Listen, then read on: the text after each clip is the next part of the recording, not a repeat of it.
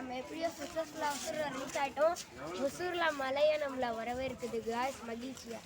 பாருங்க, எந்த ட்ரெயினில் தான் நம்ம வந்தோம். ரொம்ப பெருசாக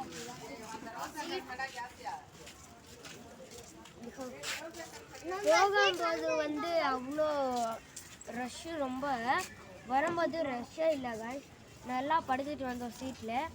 பாய் காய்ஸ், இஷ்கியூ பாய்.